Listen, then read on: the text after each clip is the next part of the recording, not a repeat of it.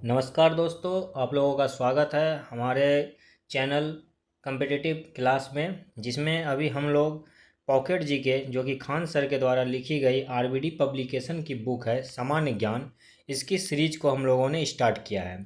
इसमें जैसा कि आप लोग सभी जान रहे हैं कि इसमें हम लोग सबसे पहले बायोलॉजी की सीरीज को स्टार्ट किए हैं और इसमें जो भी मैं पढ़ा रहा हूँ, समझा रहा हूँ, वो आप लोगों के एग्ज़ाम पॉइंट ऑफ व्यू से बहुत ही इम्पोर्टेंट है। ये आपके सभी एग्ज़ाम जिसमें कि साइंस के क्वेश्चन पूछे जाते हैं, जैसे आपके बीपीएससी हो गया, अभी हाल में आई हुई वैकेंसी बीपीएससी, एईडीओ, बीएसएससी, सीजीएल तथा अन्य जितनी भी प्रतियोगिताएं परीक्षाएं हैं, सभी में ये बहुत ही उपयोगी है। अतः आप लोग इस वीडियो को ज़रूर से ज़रूर देखें और जितना हो सके ज़्यादा से ज़्यादा रिवाइज करते रहें।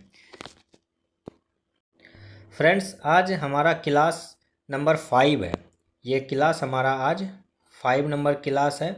इसके पहले हमारा 4 क्लास हो चुका है, जिसमें क्लास 1 से लेके क्लास 4 तक का मैं लिंक जो है इस वीडियो के डिस्क्रिप्शन में दे दूंगा। आप वहां से भी जाके हमारे इस चारों क्लासों को देख सकते हैं।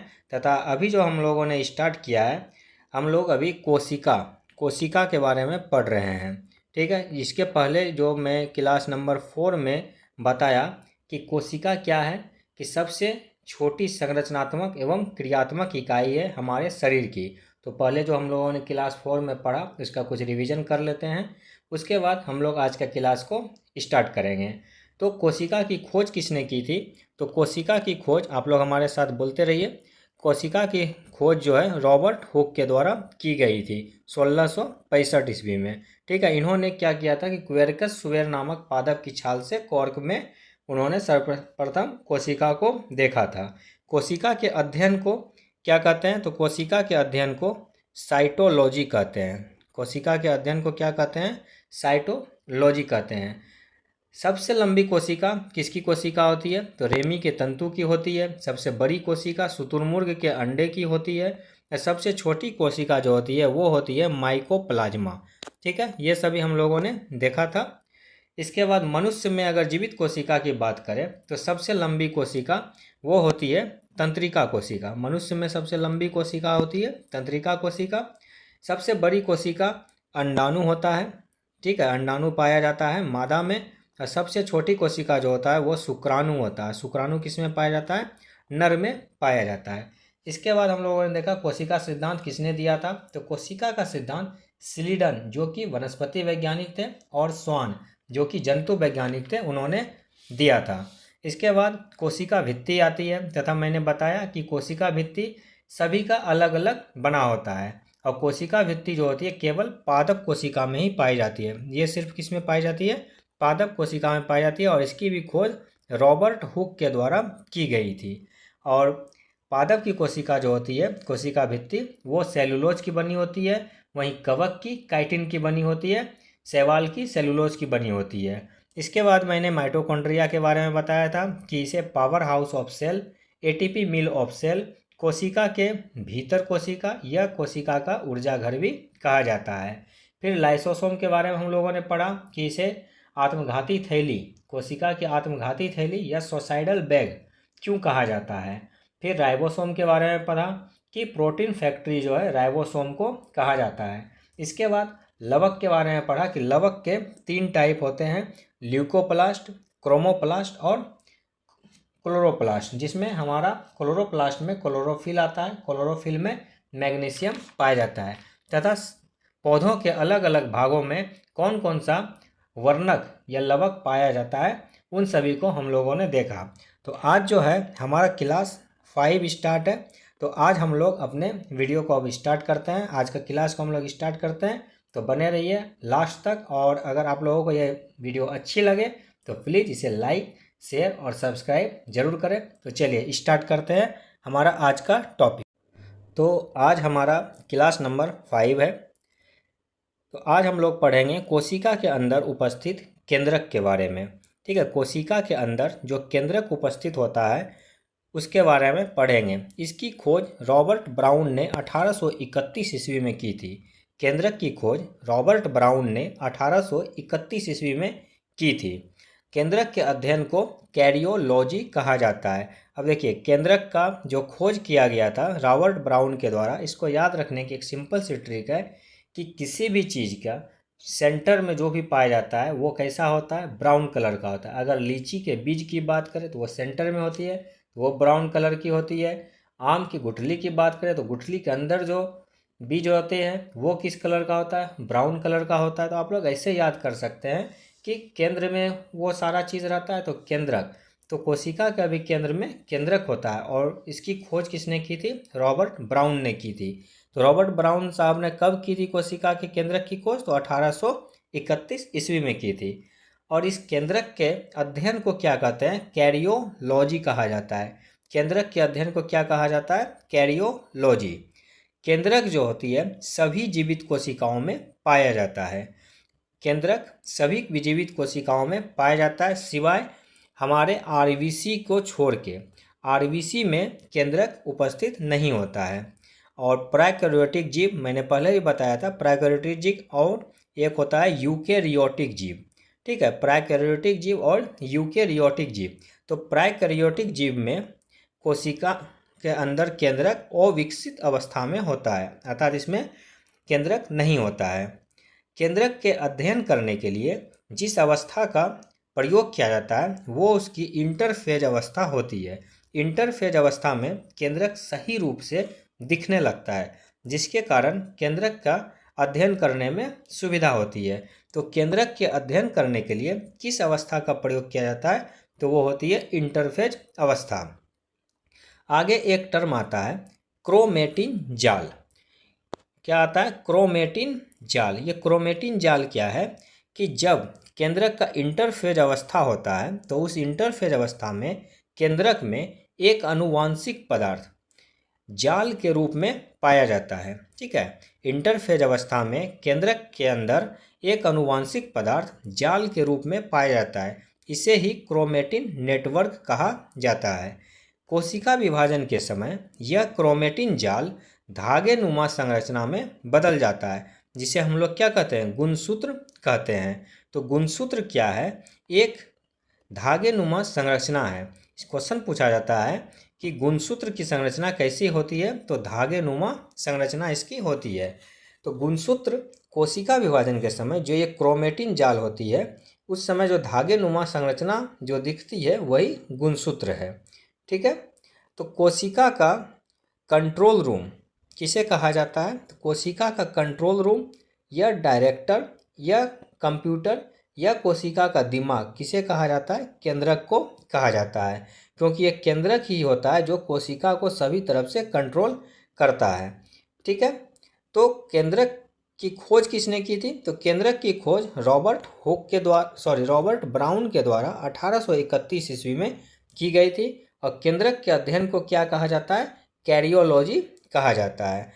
यह सभी कोशिकाओं में पाया जाता है, लेकिन आरबीसी को छोड़ के स्तनधारियों के आरबीसी में केंद्रक अनुपस्थित होता है। वहीं अगर प्रोकैरियोटिक जीव की बात की जाए तो उसमें भी केंद्रक का विकास पूर्ण रूप में नहीं होता है।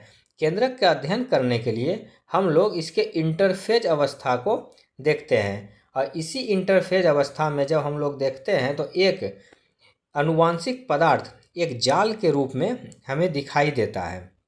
इसे क्रोमेटिन नेटवर्क कहा जाता है। और ये क्रोमेटिन नेटवर्क जो होते हैं उसमें धागे नुमा संरचना में बदल जाते हैं, और यही धागे नुमा संरचना गुणसूत्र कहलाता है। इसी केंद्रक को कोशिका का कंट्रोल रूम या डायरेक्टर या कंप्यूटर या दिमाग कहा जाता है। चलिए अब आगे देखते हैं कोशिका का विभाजन। तो कोशिका का विभाजन दो तरह से होता है। कोशिका का विभाजन दो प्रकार से होता है। एक होता है अर्धसूत्री विभाजन और दूसरा होता है समसूत्री विभाजन। अर्धसूत्री विभाजन और समसूत्री विभाजन। अर्धसूत्री विभाजन ऐसा कोश के विभाजन जिसमें मातृ कोशिका अर्थात जो मदर सेल होती है वो चार पुत्री संतति अर्थात डॉटर सेल, चार डॉटर सेल कोशिकाओं में विभाजित हो जाती है। अर्थात ये एक कोशिका जो है ये चार डॉटर सेल कोशिका में विभाजित हो जाती है, तथा प्रत्येक पुत्री कोशिका में गुणसूत्रों की संख्या मातृ कोशिकाओं से आधी रह जाती है। अगर इसमें मान के चलिए कि 8 गुणसूत्र थी इसकी मातृ कोशिका या मदर सेल में, तो इन सभी में 4 उपस्थित हो जाती है। ठीक है, तो अर्धसूत्री विभाजन किसे कहा जाता है? अब देखिए इसमें क्या है कि सिंपल है, अगर इसके पास 8 थी तो यहाँ क्या हो गया, इसकी डॉटर सेल में 4 हो गई, तो मदर सेल का डॉटर सेल में कितना हो गया, आधा हो गया। तो ऐसा कोशिकीय विभाजन जिसमें मातृ कोशिका अर्थात मदर सेल 4 पुत्री या संतति या 4 डॉटर सेल में विभाजित हो जाती है तथा प्रत्येक पुत्री कोशिका या डॉटर सेल में गुणसूत्रों की संख्या मदर कोशिका से आधी रह जाती है, यह जनन कोशिका में होता है। तो अर्धसूत्री विभाजन किस में होता है? तो जनन कोशिका में अर्धसूत्री विभाजन होता है।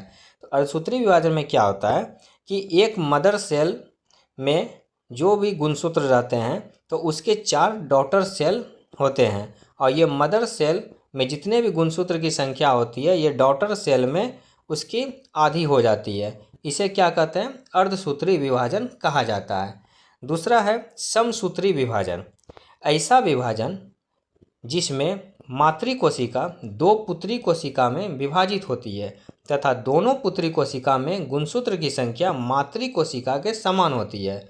अर्थात जैसे ये अगर मदर कोशिका हो गई, मदर सेल हो गई, तो ये 2 भाग में इसकी डॉटर सेल होती है, और जितना इसमें गुणसूत्र रहेगा उसके डॉटर सेल में भी उतना ही गुणसूत्र रहता है। तो समसूत्री विभाजन, सम का मतलब बराबर और अर्ध का मतलब आधा, तो समसूत्री विभाजन ऐसा विभाजन है जिसमें मातृ कोशिका 2 पुत्री कोशिका अर्थात 2 डॉटर कोशिका में विभाजित हो जाती है, और इस डॉटर कोशिका में मदर कोशिका के बराबर ही गुणसूत्र रहती है। ठीक है, अब ये कोशिका विभाजन का जो सिद्धांत दिया था वो किसने दिया था? रुडोल्फ विर्चोव ने दिया था। कोशिका विभाजन का सिद्धांत कि कोशिका विभाजित होती है, इसका सिद्धांत किसने दिया था? रुडोल्फ विर्चोव ने दिया था। इन्होंने बताया कि नई कोशिका का निर्माण पहले से मौजूद कोशिका में ही होता है। तो नई कोशिका का निर्माण किससे होता है? जो पहले से कोशिका मौजूद रहती है, जो मदर सेल अभी मैंने बताया, जो मदर सेल होती है इसी में विभाजन की प्रक्रिया स्टार्ट होती है और कोशिका का विभाजन होता है। ऐसा किसने बताया? तो रुडोल्फ विर्चोव ने बताया। अब हम लोगों ने जाना कि कोशिका का विभाजन 2 होता है, एक समसूत्री विभाजन और एक अर्धसूत्री विभाजन। समसूत्री विभाजन में 3 अवस्था होती है। समसूत्री विभाजन में 3 अवस्था होती है। पहला होता है प्रोफेज या पूर्वावस्था, अर्थात सबसे पहली अवस्था, और यह सबसे लंबी अवस्था होती है। क्वेश्चन पूछा जाता है कि कोशिका विभाजन के किस प्रोसेस में या किस अवस्था में सबसे लंबी अवधि की अवस्था होती है? तो ये होता है उसका प्रोफेज या पूर्वावस्था में। दूसरा होता है मेटाफेज या मध्यावस्था, और तीसरा और सबसे लास्ट होता है एनाफेज या पश्चावस्था। यह सबसे छोटी अवस्था होती है। तो सबसे लंबी अवस्था प्रोफेज और सबसे छोटी अवस्था एनाफेज होती है। अब ये समसूत्री विभाजन का क्या महत्व है? तो पौधों व जंतुओं की लंबाई में वृद्धि करना, पौधों व जंतुओं में घाव भरना। जैसे अभी अगर हम लोगों को किसी को भी कोई घाव हो जाता है या कहीं पे चोट लग जाता है तो वो 1 से 2 दिन में धीरे धीरे वो ठीक होने लगता है। तो वहाँ क्या होता है कि जो भी मदर सेल होती है वो मदर सेल इक्वल रूप में डॉटर सेल में डिवाइड हो जाती है। ठीक है, तो ये डिवाइड होती है और इसी से क्या होता है, कोशिका का निर्माण होते चला जाता है, और जो वहाँ कोशिका का नई कोशिका का निर्माण होता है उससे हमारा जो है घाव वो धीरे धीरे भरने लग जाता है। सेम इसी तरह से नई कोशिका का निर्माण होने से हमारी लंबाई में भी वृद्धि होती है। ठीक है, अब देखिए समसूत्री विभाजन और अर्धसूत्री विभाजन में क्या अंतर है। ठीक है, तो समसूत्री विभाजन ये किस में होता है? कायिक कोशिका में होता है, जबकि अर्धसूत्री विभाजन किस में होता है? जनन कोशिका में होता है।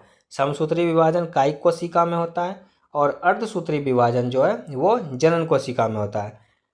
विभाजन केवल एक चरण में ही होता है। समसूत्री विभाजन जो है केवल एक चरण में होता है, जबकि अर्धसूत्री विभाजन 2 चरणों में होता है।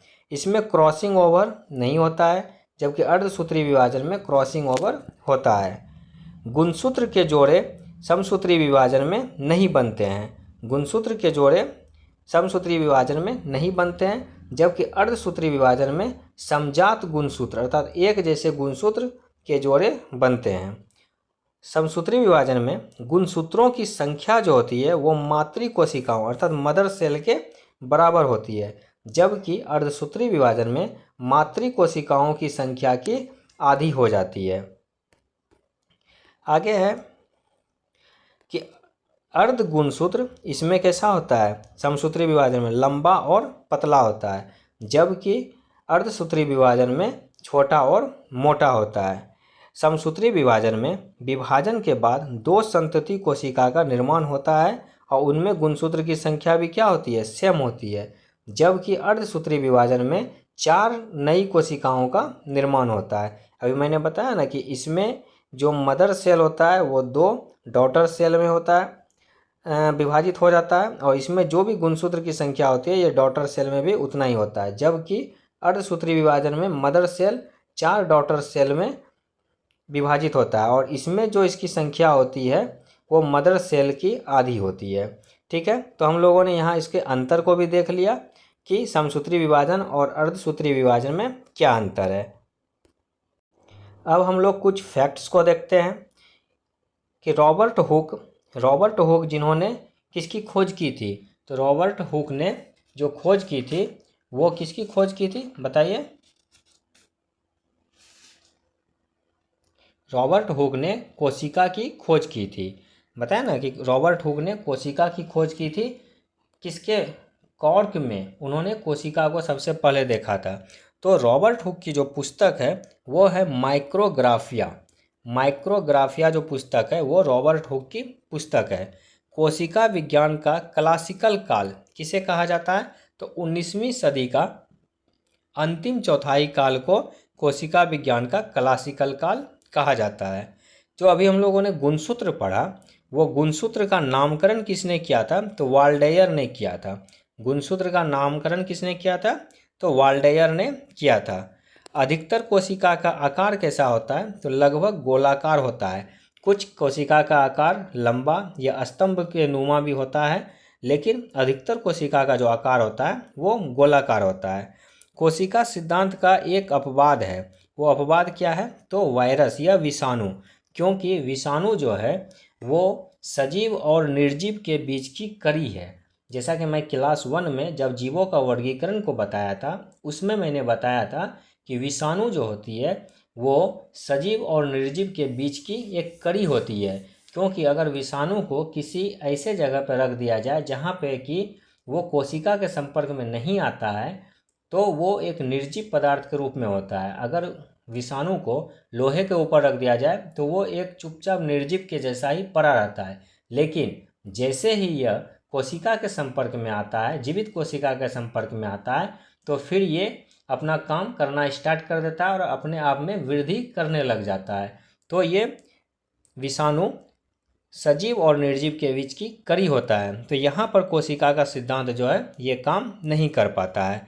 अब मैंने जैसा कि वीडियो क्लास 1 में बताया था कि प्राइकैरियोटिक कोशिका, प्राइकैरियोटिक जीव और यूकैरियोटिक जीव के बारे में मैंने बताया था। तो प्राइकैरियोटिक जीव में प्राइकैरियोटिक कोशिका पाई जाती है और यूकैरियोटिक जीव में यूकैरियोटिक कोशिका पाई जाती है। तो दोनों कोशिकाओं में क्या डिफरेंस है, तो प्राइकैरियोटिक कोशिका जो होती है, प्राइकैरियोटिक जीव में मैंने बताया था जैसे माइकोप्लाज्मा, शैवाल, कवक ये सब आते हैं, तो ये आदिम कोशिका होती है। वहीं अगर यूकैरियोटिक कोशिका की बात की जाए तो ये सुविकसित कोशिका कहलाती है। प्राइकैरियोटिक कोशिका में केंद्रक जो होता है वो अविकसित अवस्था में होता है, जबकि यूकैरियोटिक कोशिका में केंद्रक पूर्ण रूप से विकसित हो जाता है। प्राइकैरियोटिक कोशिका में केंद्रिका नहीं होता है और यूकैरियोटिक कोशिका में केंद्रिका उपस्थित होता है।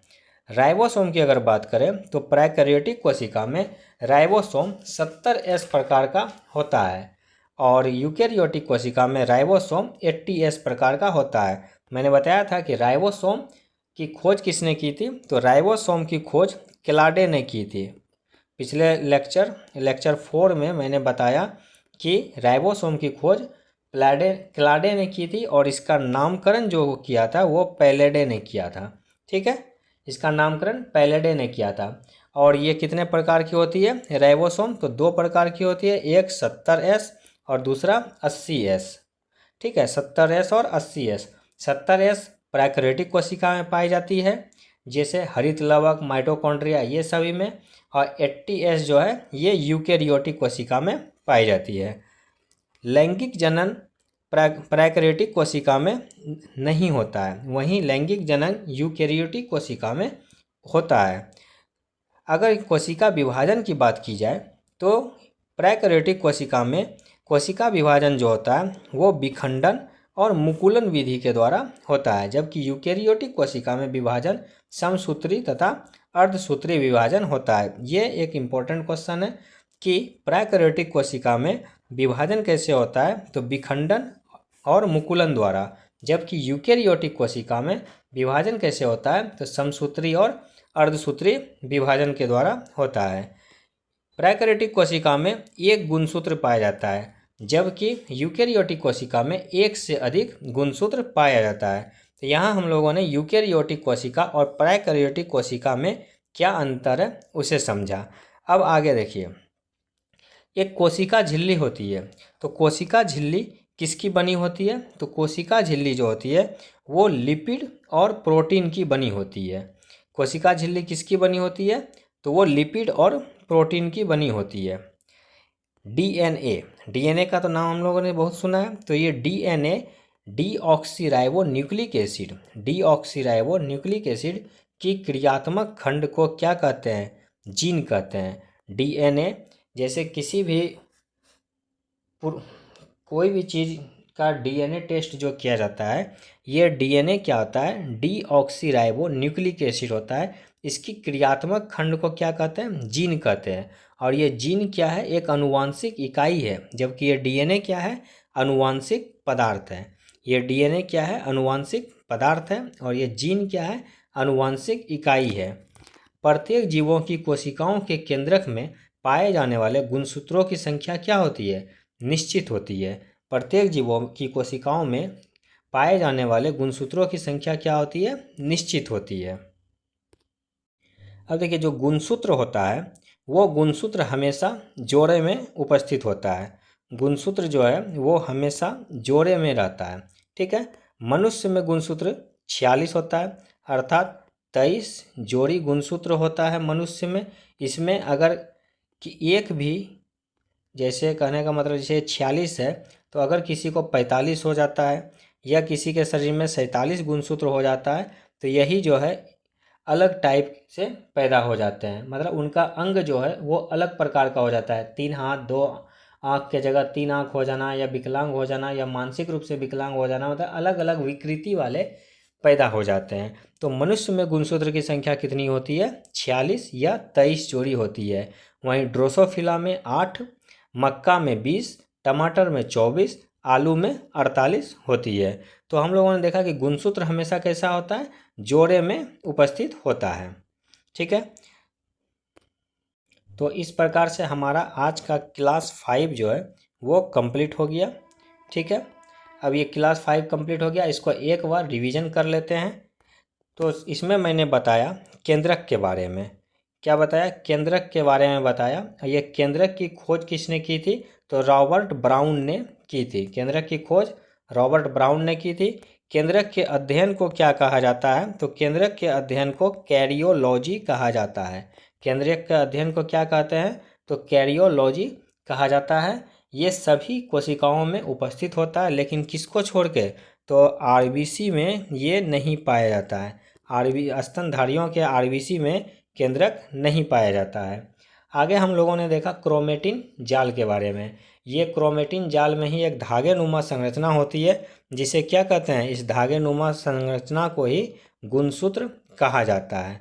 ठीक है, यही गुणसूत्र के बारे में अभी मैंने बताया कि ये जोड़ा में हमेशा होता है। और मनुष्य में कितनी जोड़ी होती है? 23 जोड़ी या 46 गुणसूत्र की संख्या होती है। इसके बाद हम लोगों ने कोशिका का विभाजन के बारे में पढ़ा। कोशिका का विभाजन जो होता है वो कैसे कितना होता है? तो दो प्रकार का विभाजन होता है, एक होता है समसूत्री विभाजन और एक होता है अर्धसूत्री विभाजन। समसूत्री विभाजन किसे कहते हैं?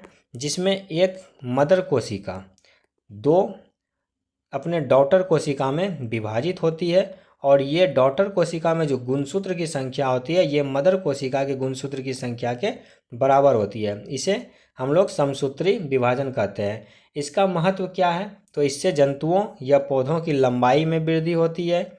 इसके बाद पौधों व जंतुओं में जो घाव भर जाता है वो भी समसूत्री विभाजन के द्वारा ही भरता है। दूसरा हम लोगों ने देखा अर्धसूत्री विभाजन। अर्धसूत्री विभाजन इसमें क्या देखा कि जो मदर सेल है ये मदर सेल 4 डॉटर सेल में डिवाइड हो जाता है, ठीक है। और ये चारों डॉटर सेल में जो गुणसूत्र की संख्या होती है वो मदर की सेल की आधी होती है। मदर सेल की संख्या की कितनी होती है? आधी होती है। उसके बाद इन दोनों के हम लोगों ने अंतर को भी देखा। उसके बाद कुछ फैक्ट्स को देखा कि रॉबर्ट हुक की जो पुस्तक है उसका क्या नाम है? तो उसका नाम है माइकोग्राफिया। क्या नाम है? माइकोग्राफिया। और रॉबर्ट हुक ने किसकी खोज की थी? तो कोशिका की खोज रॉबर्ट हुक ने की थी। कोशिका विज्ञान का क्लासिकल काल किसे कहा जाता है? तो 19वीं सदी को कोशिका विज्ञान का क्लासिकल काल कहा जाता है। इसके बाद हम लोगों ने